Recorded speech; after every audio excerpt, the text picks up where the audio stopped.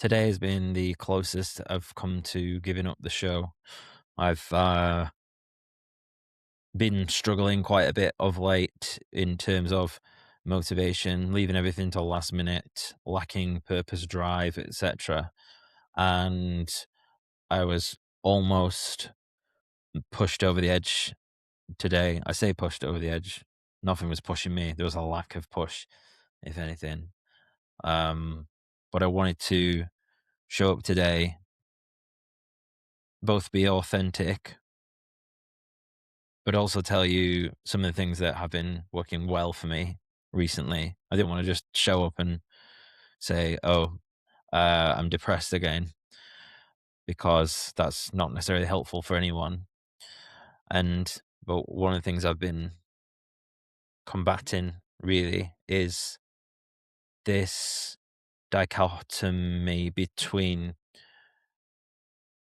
helping people, telling you guys stuff that I've been doing that's working well for me and stuff, and being authentic and being like, there's lots that isn't working for me at the moment, and also feeling like, why does anyone care?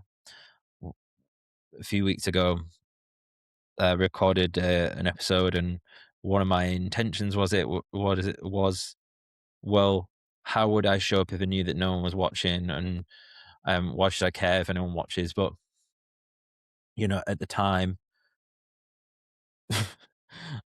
off my tits on caffeine and uh feeling in it's so interesting to like so weird how we seem to change into these different modes, these different masks that we wear, or are they masks? I don't know. And um but what is true then, or what kind of works then, doesn't always work now, right?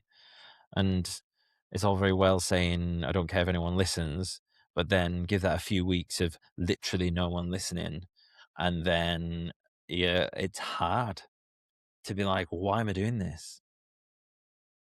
Yeah, like 3 years ago, I started the podcast, and I did a little bit of a calculation the other day. Let's say, um, on average, is probably 6 hours an episode, roughly, maybe more. Over 100 episodes, so 600 hours of unpaid work. So whatever, if it's £10 an hour, that's £6,000. But most people are on a lot more than £10 an hour these days. So it's a huge investment, and to kind of not feel like you get much back from it, other than the amount of things that I've learned along the way and stuff. But it's hard sometimes to really remember that, um, and it's hard to remember what my life was like beforehand, before meeting all the people that I have done. And I think sometimes because out of, let's say 100 guests, I've probably connected at a really close level with three, and maybe on another level, maybe like five or something. So to me, that feels like, well, why aren't I connecting with everyone?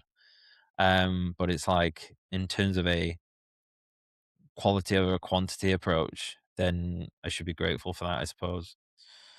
Um, I'm not editing any of this today, like literally.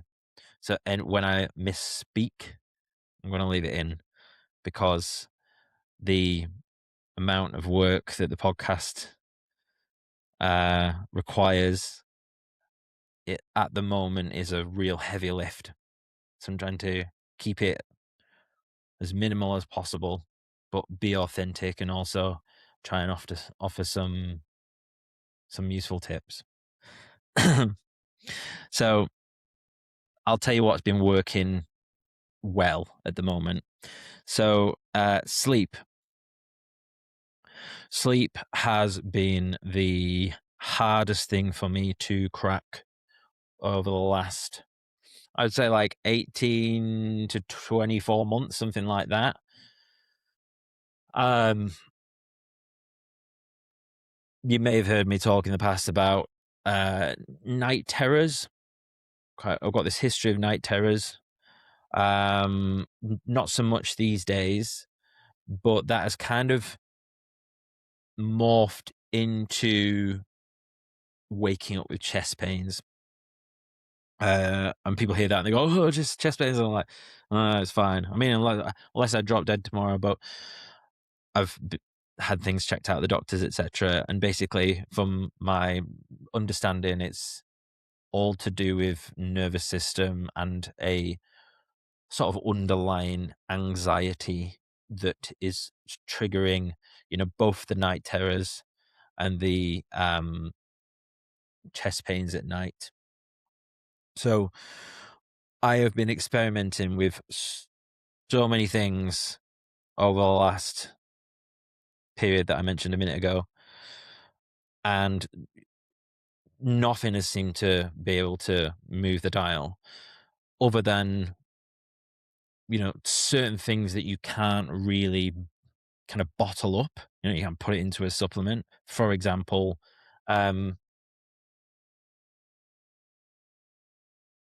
experiences of connection with loved ones tends to be a great inoculator for that level of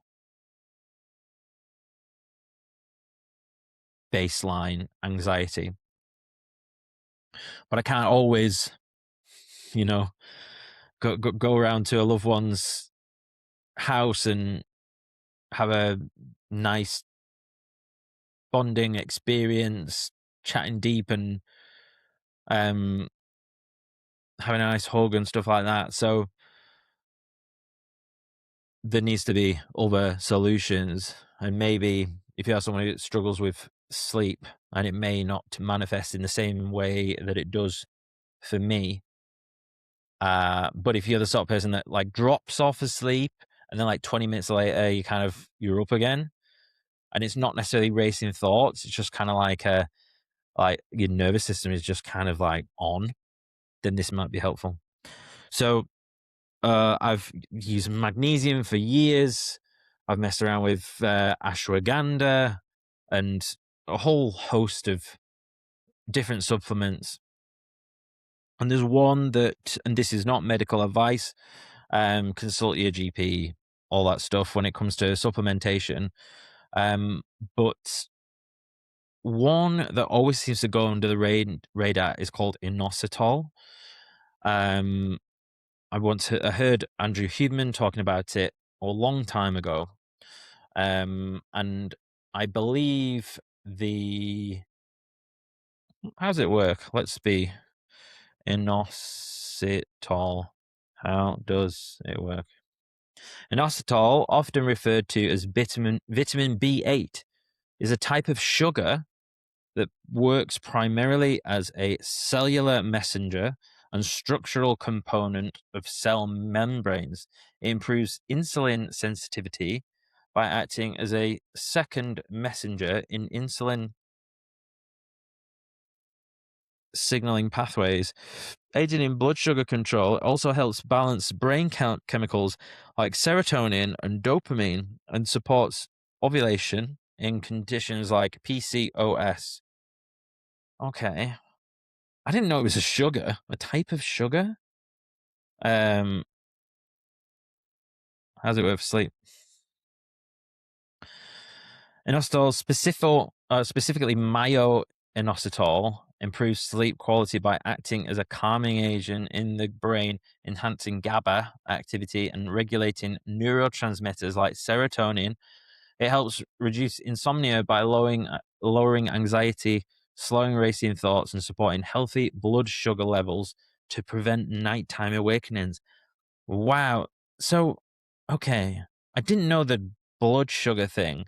That's really fascinating. Because I probably eat a little bit late at night by the time I get back from the gym and stuff. So interesting. Okay.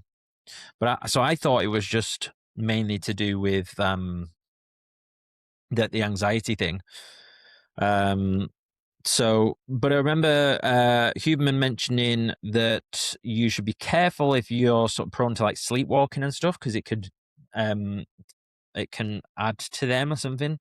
So I think I was a little bit avoidant of it for a long time because of night terrors and stuff, which kind of I've done a little bit of sleepwalking and sleep running across the room and stuff. But yeah, that's really interesting. So if you are someone who eats a little bit late at night, which you're not supposed to, you should be like 3 to 4 hours before bed is like probably optimal. But if you're like me and you're training fairly late at the gym and stuff, it might be a useful way to help with that. Okay, so inositol, and then and I've literally tested this out and trialed different things. So I wrote some notes the other day actually about, I basically listed like good and bad sleep habits, and I've still been sleeping well despite the bad ones, if that makes sense. So sleep habits, now sleeping better. So I've been having inositol. I've been having 2 scoops, which is probably higher than the recommended dose of the is the bulk brand. 2 scoops of that, and I have it in this like sleepy tea stuff. But the sleepy tea stuff doesn't touch the sides anymore, but that's the habit or whatever. And then I'm using a magnesium. It's just a basic, cheap Amazon magnesium. Is it Nutrition Geeks? Yeah, Nutrition Geeks magnesium. Magnesium glycinate 3-in-1. So I'm gonna use that. I've been doing sunlight first thing, even if it's just a tiny walk. Like I think it's just, even though it's not very sunny at the moment in the UK, I just try and get outside. I think just at least stepping out the door and walking around the block is probably going to help a little bit. So that seems to be a big mover. Seeing someone in real life, which sometimes is a challenge for me because I work from home a lot. But basically going to the gym is the best one for me, because that covers that one if I go to a class or something. And what else I've been doing? I've been having a shower at home after the class rather than a bath. Sometimes if I get in the bath after a class, I don't know, I'm in this like super dopamine mode, and I can sometimes I'm on my phone a little bit. So I find that the shower is better because it stops me from using my phone. So that's what I've been doing. And what else have I been doing? Oh, just been doing like a little tidy up before bed. Doesn't have to be a big one, but just like doing my laundry or something like that. Just doing whatever, like maybe my clothes that I've been to the gym in. Just a small load. There's something there about just kind of doing a little bit of something before you go to bed. Not like that. So these are things that seem to be having an impact. And then what else? Oh, another one, which is L-theanine, which I will take in the morning with my coffee anyways, because it's kind of smooths out the coffee jitters.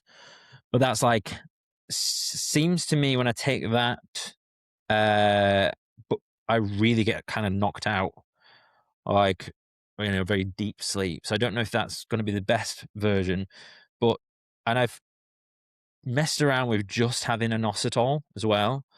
And then I noticed that my body wasn't as calm until I had the magnesium, and then the magnesium seems to bring actual like my body and that side of things down to it, if that makes sense. Whereas inositol is obviously working on that kind of more anxiety inoculation, if you will. And then also got here negative habits, but seem to have had no impact on this good sleep. Hardly any steps in the day. I'm putting on a lot of weight at the moment. And I've put here not seeing anyone except for people in the gym. Okay. Um, Conditioning class late-ish at like 6:15 till 7:15. Sometimes a late conditioning class can throw me out, but it seems that with this new sleep stack and stuff, it doesn't seem to matter. Not eating till late. But again, if we look at this blood sugar balance thing that I mentioned before, then maybe that's helping. Lots of coffee in the day. I was unsure regarding new tonic drinks.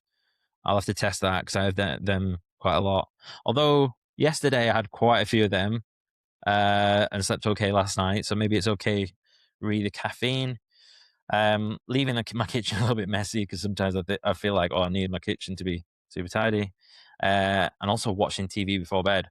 Like in the past, it'd be like, okay, I can't have any TV. I've got to like sit and meditate or journal or whatever. And I found with this new combo stack that I can watch TV right up until late.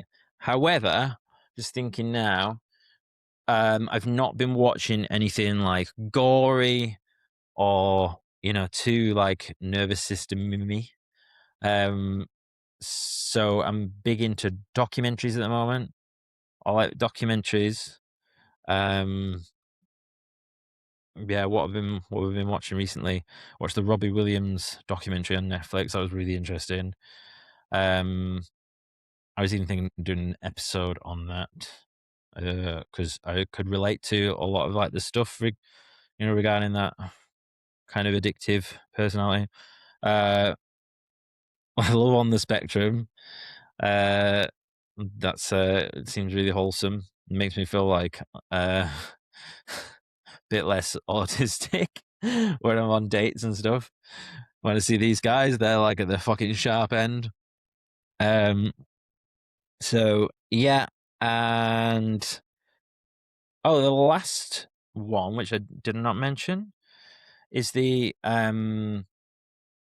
YouTube history. What's it called? YouTube sleep episodes. There's like Game of Thrones lore or history. History for sleep. YouTube. Boring history for sleep. Which have I been? YouTube. There was a Game of Thrones one which was talking about. I know it's not history. It was like the history of House Stark. Sleep war. And then this one was good. I've actually put this on a couple of times and I can never get through it. I think because it's got that mixture of just being interested enough to like be actually engaged with it, but then kind of, I don't know, there's something about that imagination, I guess, that makes you kind of just like, oh. So what did early humans actually do all day? History for sleep. Which was really cool. I will have a look. Try and link that up if I remember. I might do, I might not. Imagine waking up without an alarm. No phone. Imagine waking up without an alarm, no phone buzzing on the nightstand. Yeah, it's really beautiful. So those are cool. And I have my phone on grayscale mode by default. I forget that not everyone does that. Grayscale, do not disturb, all the things, just like don't contact me. And then try and have it as dim as possible on the screen. Annoying. I have a Google Pixel, and they used to do an extra dim mode, and they changed it. So they still have extra dim mode, but it's not as extra dim. Does that make sense? Like literally, I could have it, a bit like if you've ever used a Kindle on like the really low setting. It was like that. And I could have it in a dark room and have it so low you can just about see. But they changed the extra dim mode, and now it's not. It's like it literally doesn't hardly do anything. I even sent them a little feedback thing. Didn't do anything. So, but yeah, but I have it on the grayscale, and even with that, like you shouldn't really be having light in your room. But I've tested it, And for me, who knows? Maybe the inositol and the magnesium is just conking me out, and maybe none of this matters. But see, this isn't just thrown together. I like there's autism traits for a reason.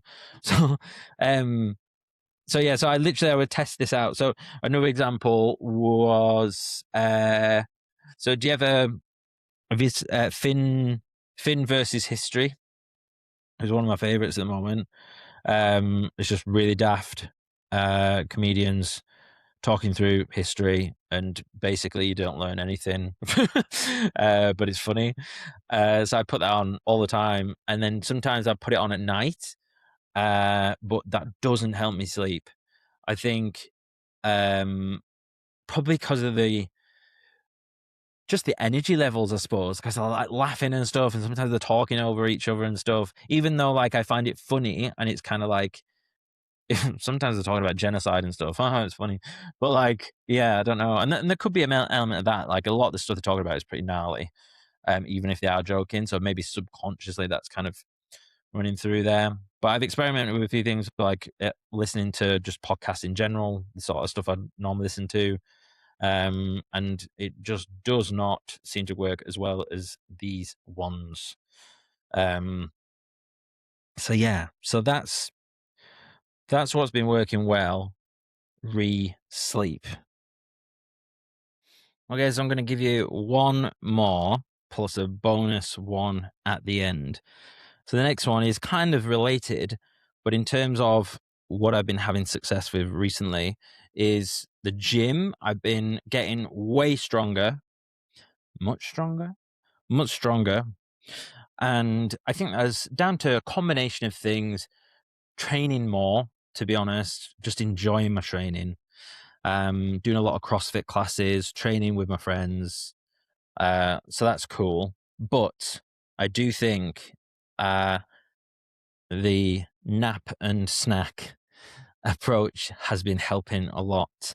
So I used to do this a lot ages ago, and then I kind of stopped doing it. It's weird. You do things that work and then stop them for some reason.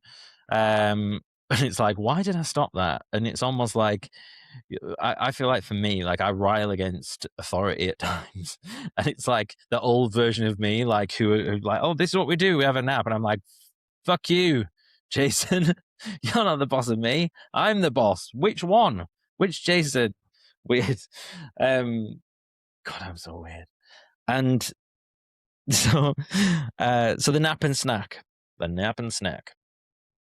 So before I go to the gym, I will try and get in, even if it's just a short. And I do Yoga Nidra, which I've spoken about on the show before. If you type in Yoga Nidra, Ali,Ally, it'll come up with Ali Boythroyd. I don't know how to spell that. She has a million different ones on there, 10 minutes, 5 minutes, 30 minutes, whatever. And Yoga Nidra, essentially, it's an ancient practice, was just like a lying down meditation. So the cool thing is, if you don't fall asleep, it doesn't matter because you still get the benefits from having like this meditation. But most of the time, you do fall asleep. I love it. I think because there's not that pressure, as much pressure to actually like, okay, set timer, go for nap. So that seems to help. So I will. So what works quite well for me is if I make sure all my stuff's ready to go for the gym, and then I'll have a little snack. So even though it makes me blow up and makes me a little bit fat, is like jam peanut butter sandwich. I'm in just like surplus, eat lots, train heavy at the moment. That's another thing that's been helping, just eating lots. So gotta be comfortable enough with holding a little bit extra in the places you probably don't want to hold it. Midriff for blokes. I don't know, for women, arms, is it? You put it on in your arms. We would love blokes. I'd love it on my arms. So yeah, little snack, peanut butter jam, whatever. and then go and do the Yoga Nidra slash nap. So it's usually about 25 minutes is kind of optimal for me. What's really interesting is that I don't tend to, like, I set the alarm, but I don't really usually need it. It's usually after about 15 to 20 minutes, bang on. I just wake up. And I'll find that obviously you don't want to go do it like just before you're getting in the car because you can be a little bit sleepy. But I mean, to be honest, actually, that like they say that, don't they? You're not supposed to drive like first thing because you've got the adenosine still in your systems. But this feels different. I can get up, and it's sometimes like the pressure of being like, right, we need to go in like 2 minutes. I'm like, woo, let's go. And then I got on my stove, and then I get in the car and I put some music on, and I'm just like I'm on and I'm ready to go. So I don't know if it's the the the delay of like the jam in the peanut butter and jam sandwich, like hitting my system, the combination of the nervous system reset, whatever. But it's good. I always like this is like late day like weekday training, so it's like 5:30 or whatever. So you don't have caffeine, or I don't take caffeine. You shouldn't be taking caffeine that late in the day. So this is a real nice boost, and that has definitely made me feel much better within workouts. So yeah, so there's two big movers there, and the last one for a bit of a bonus one, which very much relates to what I've experienced today, and that is using AI, ChatGPT, Claude, whatever your preferred LLM is, to get yourself out of a rut. So I really struggled today, as I mentioned at the beginning, um, and I just couldn't get behind this camera. I couldn't. I didn't like. I was thinking about just doing like a voice episode of just me being like, "Oh, not feeling very good today," um, and I was sat on the sofa. I was even going to do even going to do an episode sat on the sofa, and then I just opened up my GPT. I just spoke to it. I just told it. I just said, "Here's how I'm feeling. I've got this weekly podcast ritual that I haven't broken the chain for like 2.5 years. I'm feeling really sad. But a couple of weeks ago, I did an episode about being sad, and I want to help people, but I don't feel like I can help people at the moment because I'm like, what do I know? I feel like an imposter. Um, Help me. Like, what can I do?" And it was just kind of like, yeah, and it just taught me through it. And it was like, well, um, well, at first it said to me, why don't you do a best of episode? I was kind of, I didn't really want to be doing much editing. And I'm like, literally like, give me the smallest thing I can do. Um, yeah, and it just sort of guided me through. And they're like, and it said to me, it was like, there must be something that you can help people with, like what's been working well. And it took me a while. And I was like, oh, actually, like I've been sleeping loads better. So then we flashed it out, and then there we go. And then before you know it, I'm behind the camera. We've done another episode. Um, to be honest, if you if you listen back to like when I started recording earlier on, I'm in a much more animated um mood than I was. So yeah, so that's a useful one. Also, bonus tip, pro bonus pro bonus tip. If the AI needs as much context as possible to be really useful. So one of the things you can do is you can create custom GPTs. It's a little bit complicated with like which some of them hold memory and kind of like they kind of all know about you, but some of them they don't. Whatever, it's a bit of a black box. But you can make these custom GPTs. You've got to do it on your computer, and it's probably only on a paid plan. But you can just add in like a custom knowledge base. So that could just be a Word doc, and then just upload it, or a PDF or whatever. And if you're wondering ways how to do that, you could ask a GPT to interview you and say, I'm looking to create a knowledge base based on me, my values, etc. Interview me, and compile it into a document so I can upload it into a knowledge base.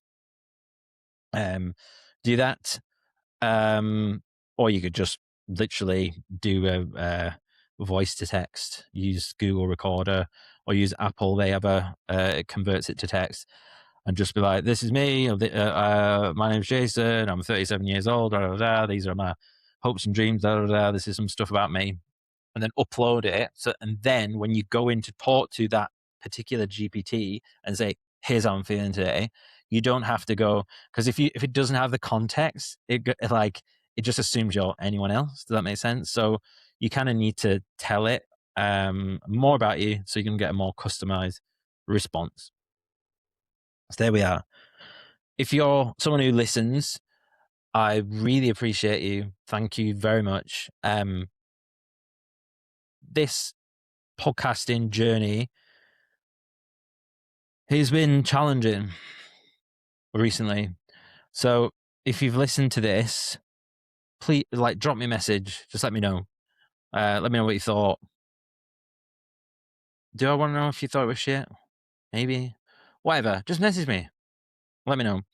If it's interesting, if you want me to stop publishing episodes, stop flooding the internet with your shit.